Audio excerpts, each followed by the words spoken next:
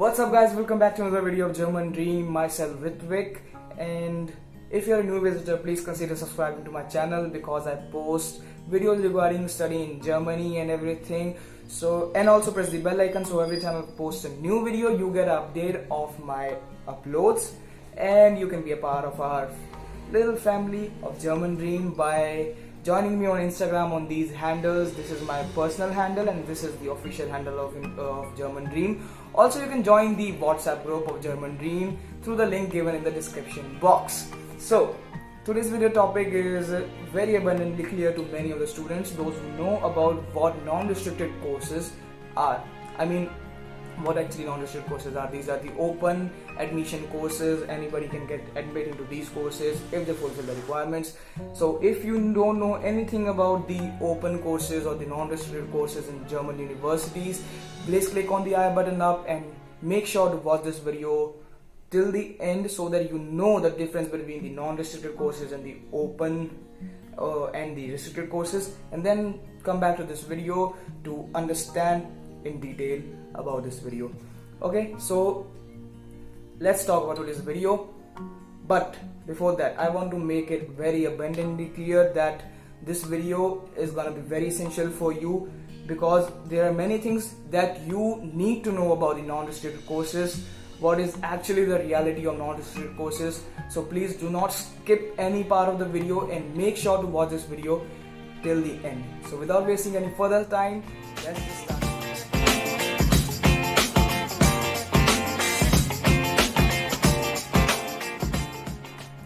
So guys, we are talking about the non-restricted courses here. Non-restricted courses are the type of courses in which there is only a minimum requirements to be fulfilled by the students to get admission into the universities. Now you must be thinking that there are some certain requirements in the restricted courses also, but in restricted courses, apart from fulfilling the minimum requirements, there are also some other things which are to be considered by the selection committee before giving you an admission. But in the non-restricted admission courses, once you fulfill all the minimum requirements like the GPA or other things, you can directly get admission into German university without considering any other aspects. Okay, and that's a surety that you will get the admission if you fulfill these minimum requirements given or mentioned by the university in their admission process or on their website. So make sure you apply to these courses only if you fulfill these minimum requirements. I know many of the students are thinking to apply for the non-restricted courses because not many of the students have that great profile that they can quench any course in any university they wish. So they go through every detail very clearly that they make sure that they are eligible for that course to get admission. That's why many of the students decide to apply for the non-restricted courses in Germany. But what is actually the reality of the non-restricted courses? For that you need to watch this video. And here is an article.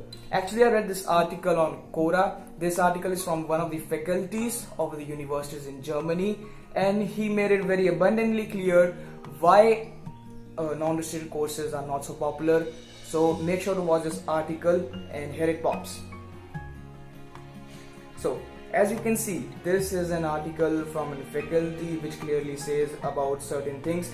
Make sure to read it along with me and I will explain everything. The criteria for admission are set beforehand and should significantly more students apply than what we have planned for, we are screwed. So this clearly says that a particular criteria is set, and if a lot amount of students apply, definitely they are screwed because they are not able to manage a huge amount of students. And what happens next is usually a combination of the following things. So to counter this situation, there are certain things which the universities and the faculties in that universities follow to make sure that they do not screw up with the students studying there. So there are certain things which they do. Okay, the first thing here is we reduce sabbatical leave and research activities to compensate for the extra workload. Since there are extra students than they expected, definitely they need to put extra efforts into teaching them. So to compensate that, what they do is that they compensate the resources from the research into teaching the students. Okay, so this is what it is. And the second point is we beg for money and amp up teaching capacity, usually with a reduction in quality. So this is a point of concern, the reduction in quality. The universities, many of the universities, I'm not saying about all of them, but many of the universities think that it's better that they ask for some of the tuition fee for that particular course, because they know that they're going to get a huge amount of application for that particular course, and they would not be able to compensate the resources for this huge amount of students for that particular course. So what they do is they put some of the tuition fees, so that many of the students, those who are not able to pay the tuition fees, may drop out without even considering to apply. So this is one of the methods which they use to reduce the amount of students that are applying to that course. So this is one of the method. And we shift teaching resources from other years and other programs. So this is also one of the things, we shift teaching resources from others in other programs. What they do is that like back here in India also, we see that many of the teachers which are not familiar to the subject, they also tend to teach that particular subject in the college or the universities, because of the lack of the faculties or a huge amount of students in that course. I have experienced it myself in my college. I got a faculty for Android development course which was not even related to that particular subject. So this thing happens, they use a faculty from other departments or other subjects to compensate the teaching staff for the students. Definitely this reduces the quality of the course, but still you are able to study in Germany. That's the point that matters for many of the students out there. So moving on to the next point is that we raise the criteria for admission the next year disproportionately, sorry for that fumble, disproportionately to combine a good year with a bad year. Now, what is a good year and what is a bad year here in this particular line? A bad year is the year in which they get a amount of admits more than expected. I mean, this means that for example, they expected only 500 students to get admitted to the particular course, but somehow more than 500 students were eligible for their particular course. Since it's an open admission course, they are not able to say no to them, because they are fulfilling the requirements, so they have to give admission to them. So this is one of the things that they do. What they do is that the next year, which they consider a good year, the good year here is that in which the number of students is comparatively very less than the previous year. So what they try to do is that in the next year they try to upgrade the minimum requirements. Let's say that for this particular year, like for 2020, for a university, for a particular course, the minimum requirement is like 70% in your bachelor's and the language requirements, and this is all. Okay, if you fulfill this, then you are getting an admission. Now, since many of the students might fulfill this minimum requirement, so what they try to do is the next year they try to upgrade this minimum requirement. Let's say the next year, that is the following 2021 year, they will increase the minimum requirement from 70% to 75 or 77%. I'm just saying that's not a particular thing. I mean, that's not accurate.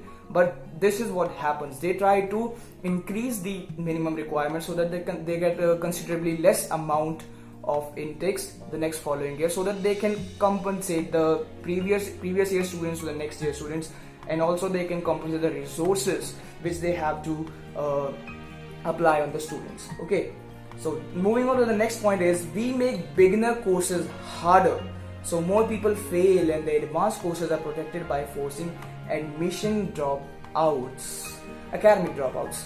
Okay, so this is an interesting thing.